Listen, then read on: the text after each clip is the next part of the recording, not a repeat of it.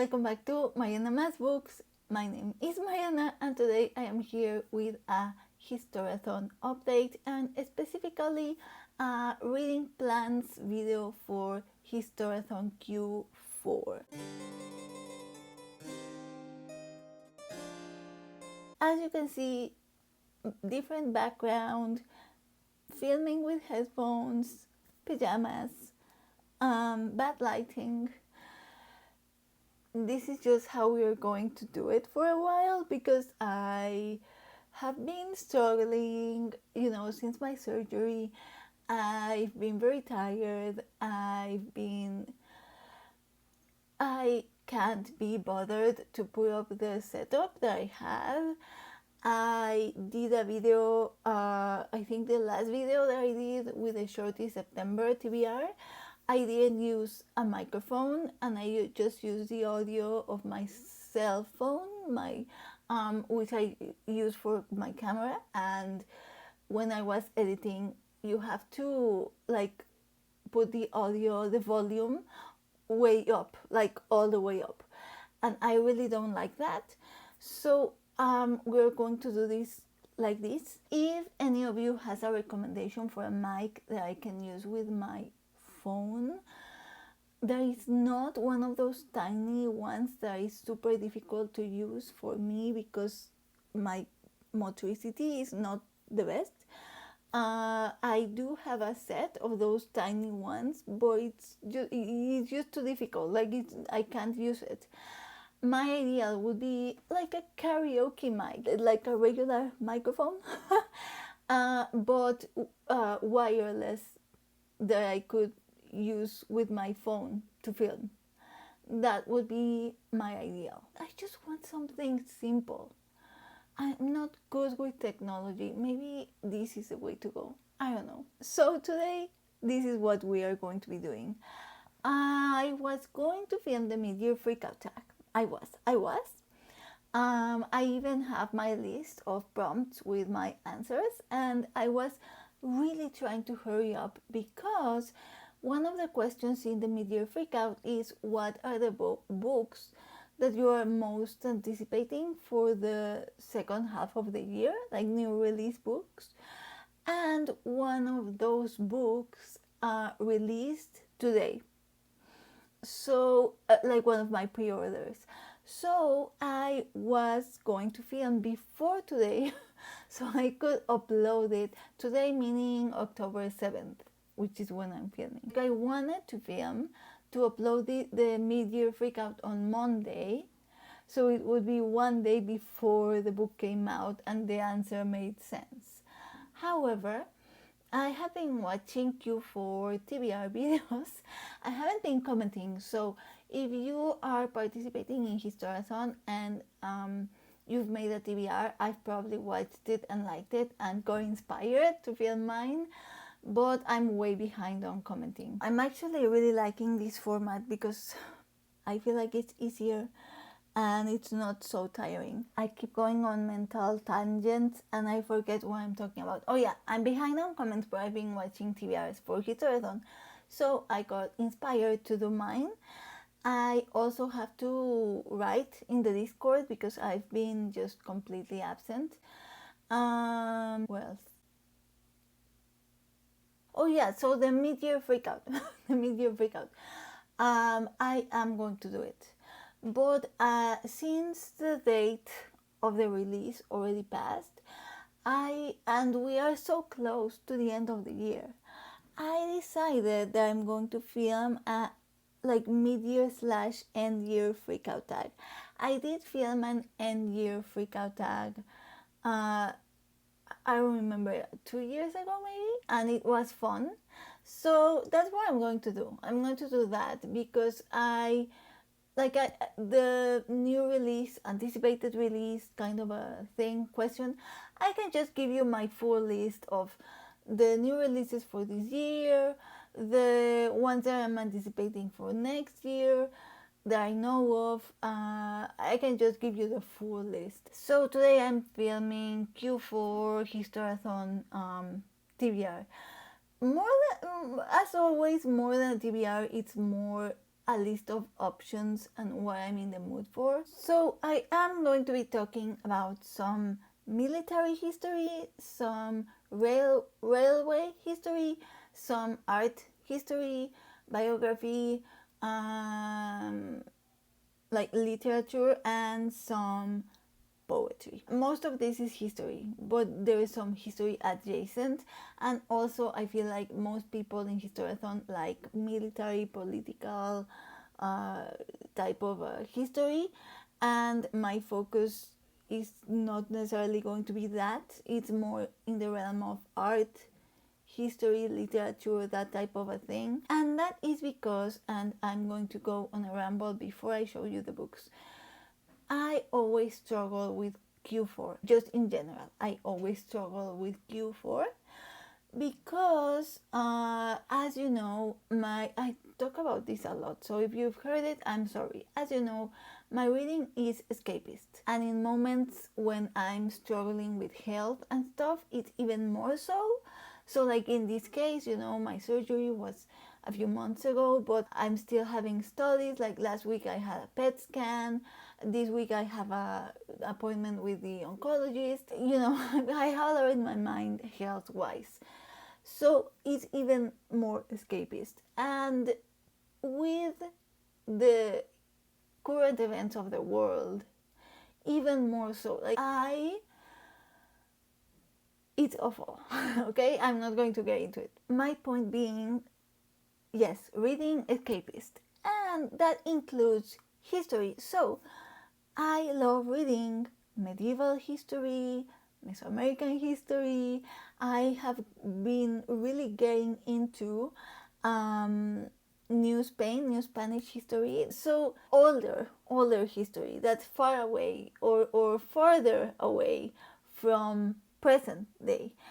I don't like reading. I know a lot of people love reading about like World War II, World War One. I don't know. It's too close to the horrors of power that have always existed. When you read medieval history, you're like, yeah, power has always been horrible, whether it be from the church, from government, wherever. But when it's closer to present day, it's even worse emotionally, not in the sense of the deeds that are done. The deeds that are done are pretty much the same. People love to say like, oh, the medieval time was worse because they had torture, as if we didn't have torture today, which is another topic that I'm also not going to talk about. All that to say, yes, I usually struggle with Q4, but even more this year. I don't feel like reading about the world and stuff. In terms of like political history and current event history or recent history, I am very much in the mood for uprisings, revolutions, you know, defeating the system kind of reading. I was considering enrolling in a course, online course, that's going to be taught by a Mexican historian, and it's going to focus on 20th century Mexican movements, social movements, uprisings, those types of things. I was very much interested in enrolling in that course, but it's twice a week in the morning, in the week, 2 hours. They do send you the recordings, but I have been collecting recordings for courses that I haven't been taking precisely because I had enrolled before my surgery, and then I had, the cancer came back, I had a surgery, recovery, and so I just stopped taking the courses that I was taking, and I have a collection of recordings from those courses that I haven't actually sat down to watch because I feel like I want to take notes and stuff, and I haven't made the time for it. So I decided, I'm not going to take another course to collect even more courses, but I was very interested in taking that one because I'm very much in the mood to read about, again, uprisings, revolutions, actual radical left stuff. Let's get to the books. So I'm going to start with the military history that I have and the railway stuff, and then I'm going to move on to the other stuff. And I don't remember if I already mentioned, but this is not all the books that I have for Q4. This is just what I'm currently in the mood for. I forgot to bring one. I'm going to go get it. Okay, that's the last time that I get up, because I had already gotten up to get another one. I forgot. I just didn't tell you guys about it. And every time I have to put my headphones back on, it's super difficult. Putting headphones on is one of the most difficult things ever for me, because they're so small. So I have to look in the mirror to do it, or in the camera. Anyway, so I'm going to start with the military history, and it actually looks very interesting. I love the cover. I feel like the literal translation of the title doesn't ring as well. Doesn't have the same ring to it as it does in Spanish when I translate it literally in English. But I'm also going to read you the subtitle. So the title is something like resisting is defeating, something like that. And then the subtitle is military history of the French intervention 1862 to 1867. So the 19th century was a super eventful century for Mexican history. It starts with the War of Independence. I do have a book on that. I forgot to bring another one. I don't want to get up. Do I want to get up? I am going to get up. I am going to get up. Okay, now I'm actually not getting up again. Now it's true. Am I still filming? Yes. So it starts with the War for Independence, and then the first Mexican Empire, because Mexico took a funny route after the War for Independence and decided we're going to be an empire. So we had an emperor, Agustin de Iturbide, and didn't work out. It was super short. Then it became a republic. But we also have we have two empires, because there is then an empire that is forced by the French. We have two foreign interventions, which are, one is from the US, and then the other one is the French intervention.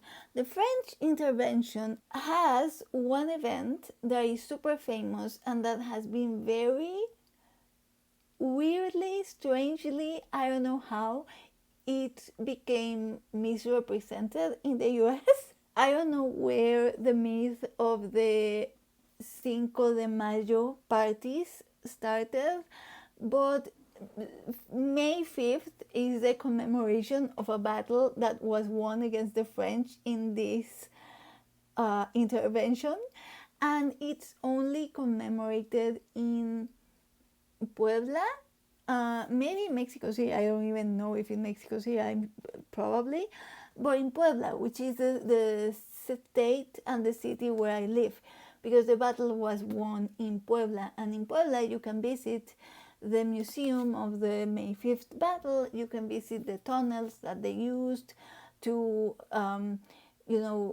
for strategy and stuff. So there is a whole, I feel like, two sections of the book devoted to the battle and the siege of Puebla. It's just very interesting. So I'm not like the biggest military history fan, but the Battle of May 5th is just so much a part of my city that it would be interesting to read about it, and read, and also I don't know, read a military history book, because I don't think I've ever read one. So that is this one. Then in terms of political stuff, yes, I'm going to show you two. One of them is a book, and it is just like a short illustrated book about the history of the Mexican flag. And it's not a topic that I would have thought, oh, I'm going to buy a book about that. But I was in the bookstore and I saw this, and it's very cool because it has a lot of paintings of and like documents scanned, and then it has sketches for like the evolution of the design of the flag, and then it has the different flags that have existed. I don't know, it's just, I feel like it's very interesting. And I was in the bookstore, I saw it, it was cheap, and I thought, you know what, yeah, I am going to get it. See, it has like a lot of different plates and illustrations and stuff. It's just very interesting. So this one, and it's short, so this one I also interested in that one. And then another curiosity, I guess, would be this collection of pamphlets that I might have shown in a video before, I'm not sure, but these were put out by the Railway Museum, which is also in Puebla. There was a recent event in the museum where they had like a symposium, I guess, with different talks and stuff. And so the museum put out this collection of pamphlets, and they are basically transcripts of different newspaper clippings from the inauguration of the railway. It has like the grabados, what's the name? I'm going to forget words in English because my brain is not great. I'm not 100%. So that is like the political type of history that I have.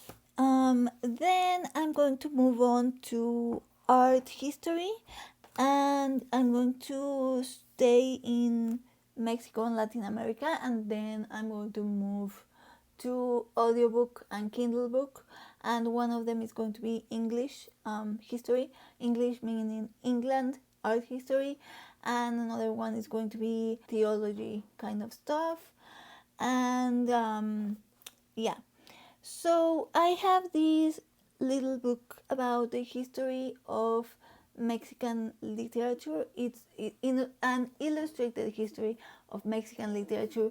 It's small, it's short, and I won't read all of it for quarter four because it goes all the way from pre-Hispanic stuff to new Spanish stuff, and of course Sor Juana, the non poets. Here we have the most famous Sor Juana painting. If you are into poetry, you might know who Sor Juana is. There is like a whole genre of new Spanish non-writers, but that again is not for Q4. But then there is a chapter for 19th century literature and 20th century literature.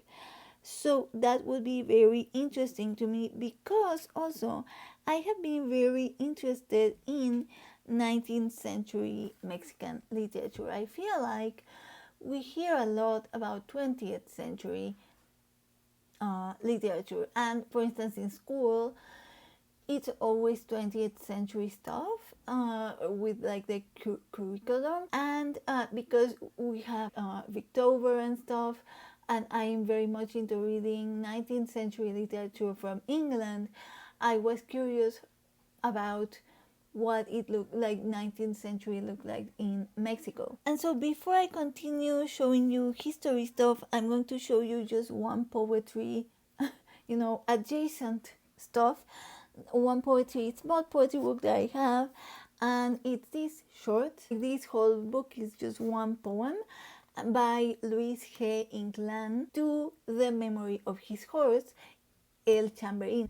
So his horse was named Chamberin, but he's El Chamberin. And so it's called Recuerdos de El Chamberin, meaning like memories of El Chamberin, memories of Chamberin. who was his horse, and apparently he was a horse beloved by all. He was a really epic horse. um, so it has topics of charros. Charros are like the iconic image that you picture of the Mexican in a horse. I don't know. I just thought it was really cool because I keep reading so much stuff from the 19th century, but from again from England, from yeah, mostly England, I guess. So that's going to be fun. So that's just adjacent, right? But let's continue. What else do I have here that I haven't shown? Okay, yes. So this one is very much, I feel like, mostly 20th century stuff, and it's called Art and Forgery in Latin America. So this is all about the history and market of archaeological objects, the forgery of archaeological objects in Latin America. Part history, but also part essay, and kind of like an analysis into forgery itself. Super interesting.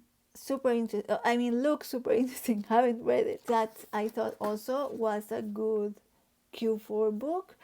And then finally for paper books that I'm going to show you is actually a graphic non-fiction graphic biography of Diego Rivera by Jose Luis Pescador. Jose Luis Pescador has a series about the conquest, also graphic, that I am currently reading. I haven't finished all the volumes, but I really liked it, and I saw that he had a biography of Diego Rivera. And of course it's Q4, so it's really cool. I really like his art style, and I actually know a lot about Diego Rivera when he is an artist. um, but I have never read a biography of him, his childhood or anything, and it's cool that it's graphic because you can see like the setting, like how everything looked, the city, everything. So I really enjoy that. It's you can see the fashions, you can, so that's really really cool. So that's a biography, graphic biography of Diego Rivera.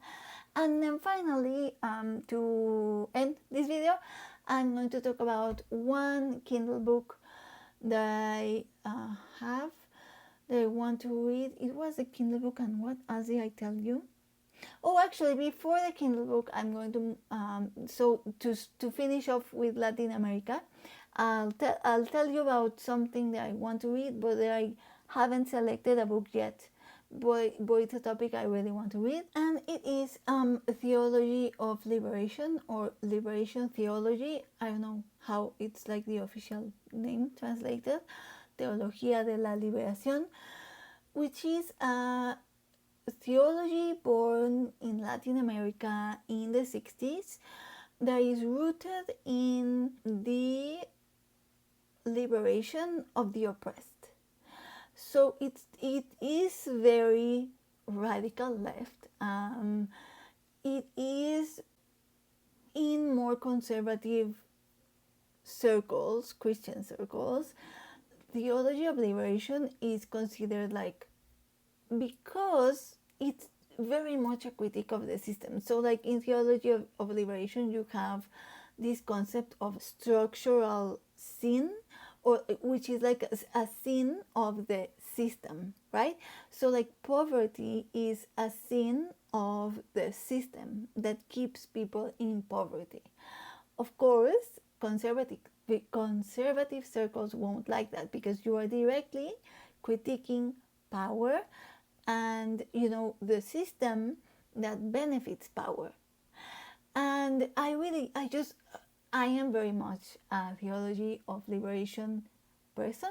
That's how I was raised, and I feel like I want to read about it because as I said, I was raised with the ideals. I went to a Jesuit school and then a Jesuit university, which it's funny because Jesuits currently nowadays are like the champions of like revolution and that type of thing. You do have actual priests who were actual, you know, revolutionaries, priests fighting in armed revolutions, standing with the people in armed revolutions, actually living in, with the people that are oppressed.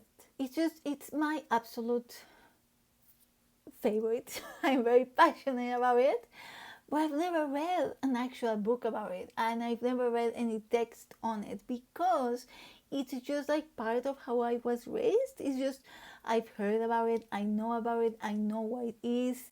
I live the culture, but I've never read about it. So I would like to, because coming back to the situation of the world, that side of me is really on the surface, which is part of why all of the books I showed you are in Spanish and are about Mexican history. Yes, you know that I am reading mostly Mexican history, or a lot of Mexican history for Historathon since the beginning. That's something that I've enjoyed, and I do read a lot of in Spanish, but I'm also looking for books in English all the time that I could recommend you guys. But in this case, I didn't even look for any because, again, the current situation of the world, I am not very much into the idea of reading history, especially Mexican or Latin American history, written by historians from the US or from the UK. I could read French maybe because they're also very revolution leftist. I really wanted to read more like, Latin American authors, Mexican authors. And in the same way, theology of liberation, the father of theology of liberation is a Peruvian priest. So it's very much rooted in Latin America in the 60s, because in the 60s Latin America was just immersed in a lot of conflict, dictatorships, etc. So it's very like of the time. But I feel like it's something that we could bring back today, I wish more people knew about it outside of Latin America. And then finally, in terms of Latin America, I am taking a course about 19th century art in Mexico, but specifically in Puebla, and with a specific emphasis in a very famous 19th century painter from Puebla. I would like to continue that one. I'm slowly taking that one because, again, I collected the recordings of the course, and it was a long course, and the classes are like 4 hours long. So like I'm slowly going through that one, but I am going to continue. And to end, outside of Latin America, I would like to finish, or at least continue, William Morris's biography that I was reading, that I actually talked about in one of my Friday Reads videos that I did before my surgery. It's William Morris, Alive for Our Time by Fiona McCarthy. That's another very relevant to the current moment. William Morris was a socialist, a feminist. He was just, I'm obsessed with him at the moment, okay? I'm obsessed. I was loving the biography. I feel like I read like half, but then again, surgery, everything, I stopped reading, and I haven't jumped back into it. I'm currently reading a lot of like romance, like lighter stuff, but I would like to like dive back into that biography. It was absolutely tearing my heart. The moment when I stopped, it was a moment when I was so emotional. I needed to stop, and then everything happened in my life, and I just didn't pick it back up. But I would like to jump back into it, and if I can finish it this year, I would be super happy about it. So that's like my Q4. That's it. This, as always, has been longer than I intended, but it was fun. I feel like I'm going to continue doing this, the whole like just turn on my webcam, put on my headphones and talk, because yeah, I can just talk and it's fun, and it's not like the whole thing where I have to get my tripod and like. So yeah, thank you so much for watching. I have been watching booktube. I've been watching Historathon TBRs and Victober TBRs. So again, if you've done a Victober TBR or a Historathon TBR, especially if you are someone who I usually interact with, I have for sure watched your videos. I just haven't been commenting, but I'm going to get on that. I will remind you guys that I opened the tarot channel. I'm very active at the moment there because it's super easy, because I don't like I mean, I feel like now it's easy, now that I figured out I can just do this to film booktube, but with TarotTube you only film your hands, so it's kind of easier. So I've been very active at the moment in that channel. If anyone is curious about it, yeah, link down below. And that will be it. Thank you so much for watching. I will see you soon with another video. And in the meantime, I wish you happy reading, whether that be book reading, card reading, or whatever form of reading you prefer.